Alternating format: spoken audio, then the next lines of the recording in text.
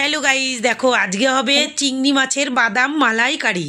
দেখো আমি বাজার থেকে চিংড়ি মাছ নিচে, আমি বুঝতে পারিনি, প্লেটে ঢালার সঙ্গে সঙ্গেই পা দিয়ে আমাকে একটা চিংড়ি মাছ কামড় দিয়ে দিয়েছে। এরপরে দেখো একটা আমি নারকেলটাকে পুরো পেস্ট করে নিয়ে কালো জিরে দিয়ে আর একটা মশলা বানিয়ে নেব। আমন্ড বাদাম, পোস্ত, মগজদানা, সর্ষে আমি ব্যবহার করব না। এই একে একে 1 চামচ হলুদ গুঁড়ো, 1 চামচ লঙ্কার গুঁড়ি কালার আসার জন্যে, আর সর্ষের তেল দিয়ে এখন চিংড়ি মাছগুলো দিয়ে আমি 10 মিনিট একটু মেখে রাখবো। দেখো মেখে একটু 10 মিনিট মেখে রেখেছি। এরপরে আমি নুনটা দিতে ভুলে গেছিলাম। এবার নুনটা দিয়ে আর একটু সর্ষের তেল দিয়ে এখন আমি কড়াইতে দিয়ে দিলাম। দেওয়ার পরে দেখো কড়াইতে একটু নেড়ে চেড়ে আর যে মশলায় যে বাটিটায় মেখেছিলাম সেই বাটিটারই মশলা ধোয়া জল একটু আমি অ্যাড করলাম। এবার আমি ঢেকে দেবো। দেখো ঢেকে দিয়ে একটু নেড়ে চেড়ে দেখো তেল ছাড়তে আমার শুরু করে দিয়েছে। আমার চিংড়ি